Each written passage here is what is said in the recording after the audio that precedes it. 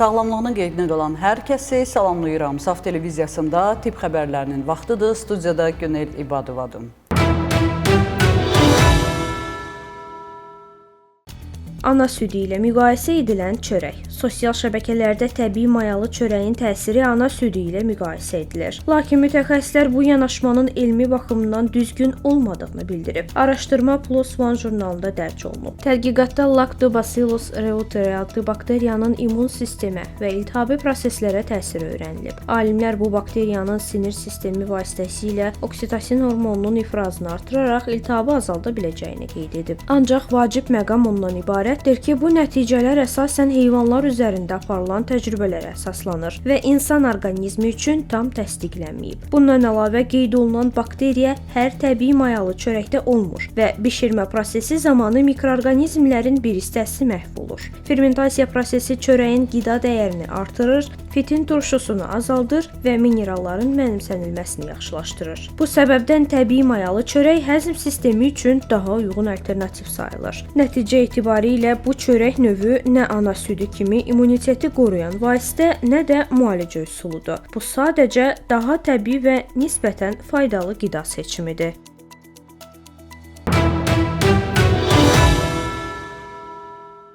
Təsəvvür eləyin ki, şampun, sabun istifadə eləmədən ağıllı duşla yuyunursuz və nəticədə tərtəmiz olursunuz. Necə? Nano hissəciklər sayəsində izləyək.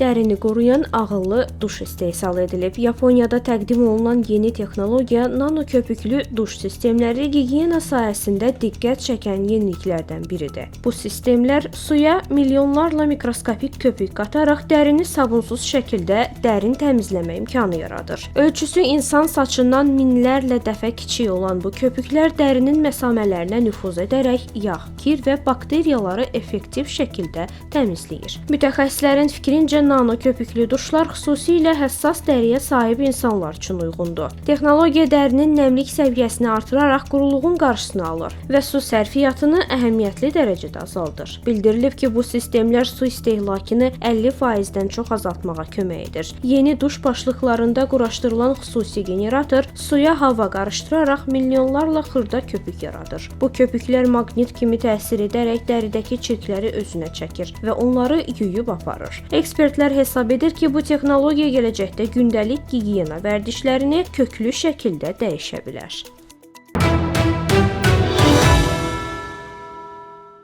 Yaddaşınızı itirmək, yaşlandıqca doğmalarınızı unutmaq istəmirsinizsə, gün ərzində ən azı bu məhsulu yeməlisiniz.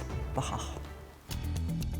Yumurta yeyənlərdə Alzheimer riski daha aşağıdır. Həftədə bir dəfədən çox yumurta yeyən insanlarda Alzheimer riskinin 47% daha az olduğu müəyyən edilib. Aparılan araşdırmalar göstərir ki, yumurta tərkibindəki kolin maddəsi sayəsində beyin funksiyalarına müsbət təsir göstərir. Kolin yaddaş, əhval və əzələ nəzarəti üçün vacib olan asetil kolinin sintezində mühüm rol oynayır və bu da idrak funksiyalarını dəstəkləyir. Türkiyəli nevroloq doktor Mihriban Andaç bildirib ki, yumurta kolin baxımından ən zəngin qidalardan biridir və bu maddə əsasən yumurtanın sarısında olur. Onun sözlərinə görə yalnız yumurta deyil, ümumilikdə balanslı qidalanma da çox vacibdir. Zülal, yağ və karbohidratların düzgün qəbulu sağlamlıq üçün önəmlidir. Mütəxəssis xüsusilə uşaqlar və gənclər üçün gündə 1-2 ədəd yumurta istehlakını tövsiyə edib. Bu onların enerjisini, diqqətini və yuxu rejimini yaxşılaşdırmağa kömək edir.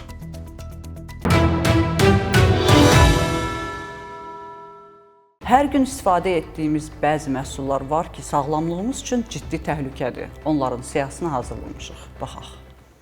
Təhlükəli tərkibi olan məşhur məhsullar. Sosial şəbəkələrdə gündəlik istifadə etdiyimiz bəzi məhsulların tərkibində sağlamlıq üçün riskli hesab olunan maddələrin olduğu iddiaları yenidən müzakirə olunur. Mütəxəssislər bildirirlər ki, əsas məqsəd insanlarda qorxu yaratmaq deyil, istehlakçıların məhsul tərkibi barədə məlumatlı olmasına diqqət çəkməkdir. Məsələn, akrilamid yüksək temperaturda bişirilən qidalarda yarana bilər. Bu maddəyə əsasən kartof çipsi, fri, peçenye və qəhvədə rast gəlinir. Quruluş Kurşun isə orqanizmdə toplanaraq sinir sistemi və daxili orqanlara zərər verə bilən ağır metal hesab olunur. Benzolun qan və immun sistemi üçün təhlükəli ola biləcəyi bildirilir. Plastik məhsullarda istifadə edilən ftalatlarla bağlı hormonal balansı poza bilməsi istiqamətində araşdırmalar davam edir. Geniş istifadə olunan glifosat herbisidi ətrafında da elmi mübahisələr səngimir.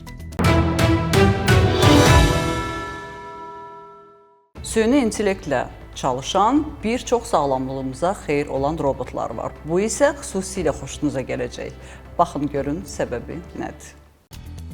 Süni intellektlə işləyən masaj robotu təqdim edildi. Amerika Birləşmiş Ştatlarının texnologiya şirkəti Escape tərəfindən hazırlanmış robot masaj sistemi süni intellekt və qabaqcıl sensorlar vasitəsilə istifadəçinin bədən quruluşunu analiz edərək fərdiləşdirilmiş masaj seansları həyata keçirir. Şirkətin təqdim etdiyi məlumata görə sistem əvvəlcə insan bədəninin 3 ölçülü xəritəsini çıxarır, daha sonra xüsusi robot qollar vasitəsilə müxtəlif intensivlikdə masaj tətbiq edir. İstifadəçilər prosedur zamanı masajın gücünü, müddətini və hədəf bölgələrini özləri tənzimləyə bilir. Mütəxəssislərin fikrincə bu texnologiya spa və sağlamlıq mərkəzləri üçün bir sıra üstünlüklər yaradır. Robotlaşdırılmış sistemlər xidmətin fasiləsiz göstərilməsinə, əməliyyat xərclərinin azalmasına və biznes sahibləri üçün gəlirliyin artmasına imkan verir. Qeyd edək ki, Time jurnalının 2024-cü ilin ən yaxşı ixtiraları siyahısına daxil edilən Escape sistemi avtomatlaşdırmanın yeni mərhələsi kimi qiymətləndirilir.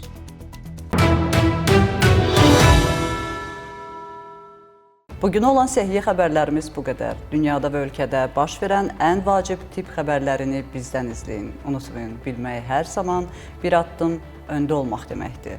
Öyrənməkdən heç zaman geri qalmayın. Özünüzü də, doğmalarınızı da qoruyun. Sağ olun, salamat qalın.